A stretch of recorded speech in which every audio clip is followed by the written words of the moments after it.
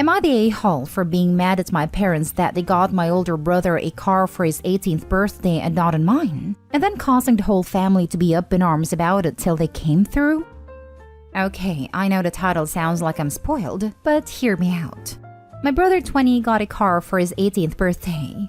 Not a new car or anything. It was a 20-year-old Lexus that was in pretty good shape. And he rubbed it in my face for the rest of the time he was in senior year of high school. Compared with my brother, I get just as good of grades as he does. Better in some cases even.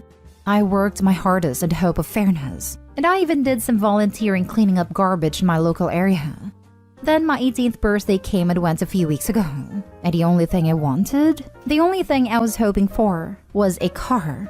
I wasn't expecting something like a new car or a sporty car, just something reliable like my brother got.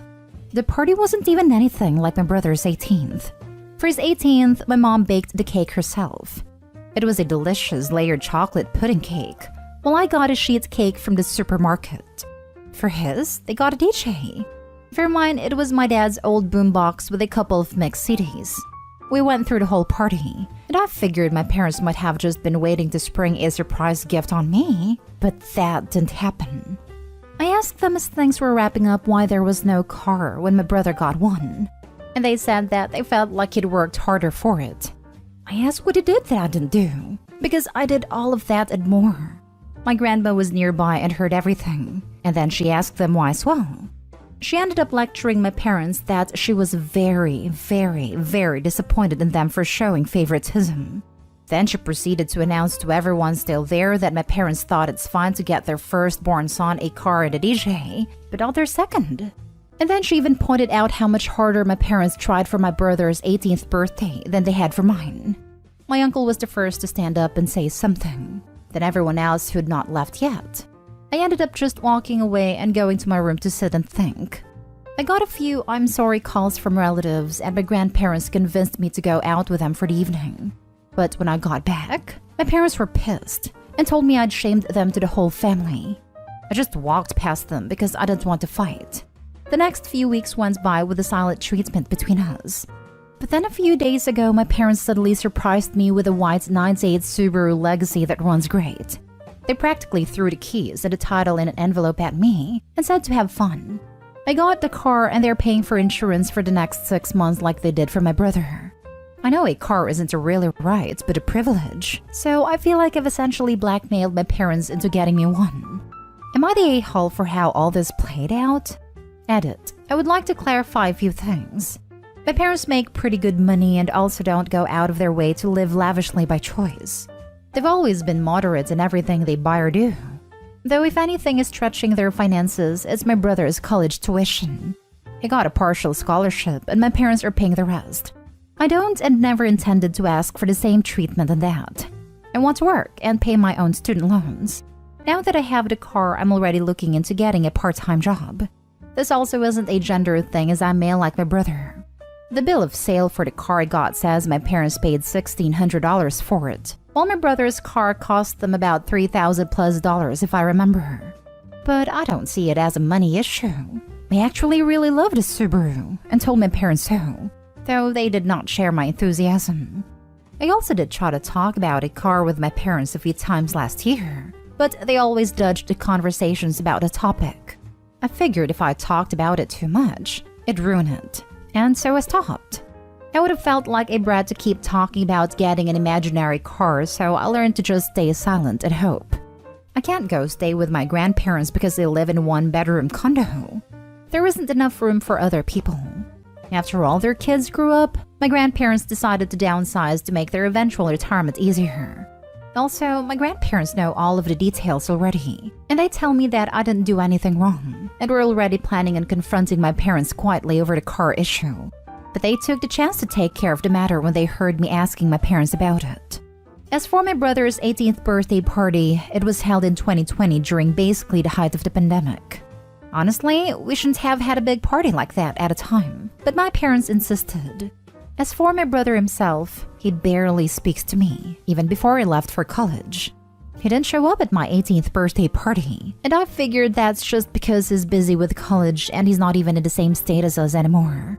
Honestly, I haven't seen or heard from him since Christmas, And even then, the most I got out of him was a mild greeting. I did thank my parents for the car. Enthusiastically thanked them even, but they've barely said a word to me after giving me the Subaru. And when I thanked my parents, they brushed me off and just went inside. It kind of gave off the vibe that they were letting a brat play with this new toy, which was pretty upsetting and one of the reasons I made this post. Added to, there was one more thing I forgot to say. I was really hoping to get the car because I literally couldn't get a part-time job without one. We don't live in the city and we're 10 miles from the nearest public bus stop. I've always had to get rides to go anywhere.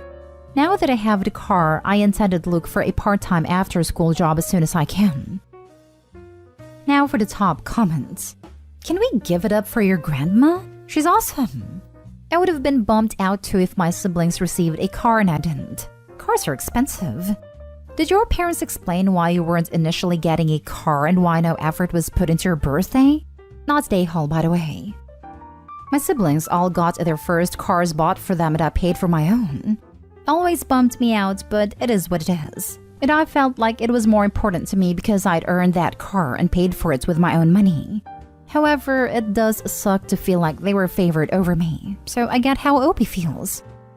Same here.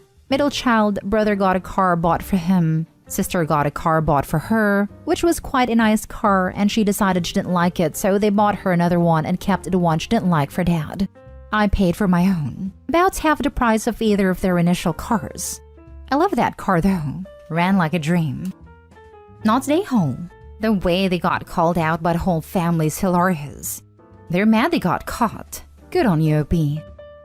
You just know the parents were ready to revise history and downplay all of Opie's accomplishments, but Grandma didn't let them. Go, Grandma. Opie, your parents were showing obvious favoritism. This isn't Cinderella. They got named and shamed in front of the whole family as they deserve. It's so satisfying to see how the rest of the family stepped in to set things straight. Please don't let this shake your confidence in yourself. You worked hard, and even if your parents refuse to see it, you will meet so many people in your life that will love, appreciate, and respect the effort you put in. Be kind to yourself, Opie. You are not a home. Not a home. Golden child BS/favoritism should not be condoned. Good for you that your family stood up for you and you eventually got a car. The manner of which isn't pleasant, but it was worth sticking to your guns. If I was Opie, I'd start staying closer to grandma and uncle instead of these dog crap parents. What pathetic parents, lol, have to be called out by family to just do the basics of treating their kids fairly and decently. Next story. Am I the a-hole for telling my stepdad it's not my job to be a good influence for his kids? This is the dumbest argument I've ever had with adults. I'm 16 female, the steps are 14 female, 10 male, and 9 female. My mom and their dad have been dating a little over a year and are engaged. We just all moved into a new place together because the parents want to blend the families, and no one but them are happy about it. The steps and I made an agreement before they moved in that we all just leave each other alone, because none of us want a new family. But if they need an emergency lift or help with something when the parents aren't around, that's fine. The AITA issue started because I'm a serious athlete, so my lifestyle has to be pretty healthy. I worked out a lot, did I meal prep most of my own food to make sure I keep up with my nutrition plan. The step family have a very different way of doing things, and that's causing some friction. I don't care what shape or size they are just to throw that in there. It's none of my business. But stepdad has started like using me as an object lesson to the kids. Opie always eats really healthy, we should probably all be doing that. And maybe Opie could give us some pointers and we could do a family gym night. That kind of thing. It's really upsetting the 14-year-old especially, I think, because she's kind of sensitive about her size, and having me around isn't helping with that already. Over the weekend, I was making a shopping list for meal prep for the week when stepdad brings the 14-year-old in and says, "Hey Opie, stepsis would like to try your meal plan out. Can you walk her through it?" This is a dumbass getaway. My diet won't work for her because I spend a lot of extra calories a day most days. And I'm not a nutritionist to figure out what she needs. But also, she looks like she wants to die on the spot. So I say, "Stepsis, do you really want to do this?" She says no. So I tell her dad that he probably needs to just back off because this is really sucky for everyone. He says, I just think her seeing how you do things would be a good influence. And I'm like, I'm not here to be a good influence on your kids. That's your job. So now I'm in trouble for being disrespectful. And we had to have this big family meeting about all getting along and helping each other. And I got in more trouble for telling them, that's rich, because they didn't care what any of us thought about anything when they were making decisions. But I don't really think any of this is even helpful. Like, it would be different if the other kids want to get fit. It's still not a job for me, but I could try to do a support. Not stay home. It's stepdad's job to model healthy eating and exercise to his kids. Instead, he decided to body shame a teenage girl by comparing the two of you. Opie is standing up for her stepsister and being a more supportive family member than her own father is being. She's doing family blending better than dad is. Harping kids about their weight is never going to help. It is a one-way ticket to an eating disorder and bad body image. Opie's right. If he wants his kids to start eating better, he needs to be cooking healthy meals for everyone. Not stay home. You ask her about what she wanted, something your stepdad clearly needs to work on. You are being a good role model, whether he wants to see it or not, by showing the kids respect and that their voices are heard. Keep it up. Opie, you are not Day Hall and already a role model, and it seems like you've got your stepsisters back even though you didn't sign up for that. I graduate in May with a degree in nutrition, and what stepdad was suggesting is literally the opposite of what his daughter needs from a nutrition standpoint, unless she's actually getting the same amount of intense physical activity. And even then, the portions would have to be adjusted to fit her particular needs. Sports nutrition is entirely different from lifestyle nutrition, and the proportion of protein and other nutrients can be very excessive, and actually unhealthy for someone not getting the adequate amount of physical activity to utilize the exact nutrients. While stepdad's intentions may be good, he definitely needs to take a step back before it actually causes physical harm. That's what I thought. My diet is set up and checked regularly by a sports nutritionist, and I only know what I need for me and what my dad does for powerlifting. Even he tells people to train with him to see a professional for nutrition, because DIY can be dangerous when you need to cut a lot. Now for the last story. Am I the a-hole for refusing to let my mother-in-law spend the night in my bedroom and lock the door? Context. My husband, male 34, and I, female 26, got married 9 months ago. We live in a different town from his parents, and his mom visited us unexpectedly on Friday.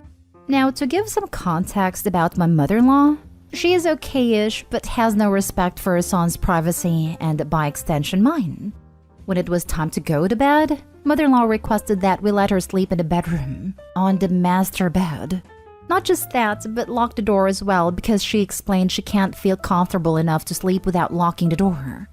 I found this bizarre, but I politely declined and suggested other options like the guest room, couch, and air mattress.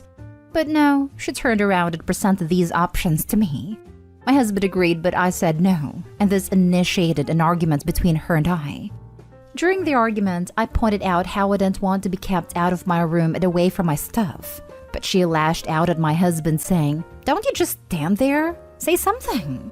My husband told me to let her, it's just one night, but I told her those were all the options I had for her, and if she didn't like them, then I could book her in a hotel. She took it as in I was kicking her out and started crying, which made my husband upset. She left at 12 a.m. and my husband blew up saying I disrespected his mom who was a guest at our house and treated her poorly. He then reminded me it's our bedroom, not just mine, and I acted horribly to her, causing her to go stay at a hotel in the middle of the night. He went to book a room in the same hotel as her and turned his phone off. The next day, she went home and told the family, who berated me, calling my behavior towards mother-in-law abhorrent and loathsome. Now my husband is complaining about how I keep trying to ruin his relationship with his family and push them away. But I want to know if I was really the a-hole. Now for the comments. Not the a-hole. Girl, I would get a divorce ASAP. These kinds of relationships never last for a long time. He is not able to see the disrespect his mother is giving both of you guys. Run. Edit. Never thought my first most liked comment on Reddit would be an advice to get divorced. I wanted to say this but didn't. Glad someone did though. I mean, I just told her what I would do. She probably want to lock the room so she can snoop around. See, that's exactly what I thought too. LMAO. She probably did room checks on husband when he lived with her, and she's dying for the snooping fix. It's either that or she's such a control freak that this is her way of marking her territory. She needs to feel important so badly, and the only way she feels that can happen is if she stomps all over her son's new wife's boundaries, as in lifts her leg on both physical and emotional boundaries. She probably wants to snoop too, but I think the former is probably the main issue. Not stay home. My husband blew up saying I disrespected his mom who was a guest at our house. That she can use the guest room. She clearly had ulterior motives here. There is every chance she planned to snoop. Yeah, I have important and highly personal stuff that I keep in my bedroom. Not stay home. It's creepy that she wants to sleep in a room you and your husband, her son, share. Especially with that insane amount of pushback she was giving and looking at her son to step in, only makes this worse than it needs to be. Husband is acting like a mama's boy and needs to see his mom is totally in the wrong. I'm a mama's boy, but this guy must be a whipped mama's boy. Only time I've let my mom or parents sleep in the master bed was when my wife and I lived in home/apartments that were one bedroom and when visiting us. We didn't feel it was fair to them to have to sleep on an uncomfortable couch or an air mattress. But we insisted, not them demanding to sleep there. This lady definitely wanted to snoop. And her husband? Hell, the whole family needs a reality check. Not stay home.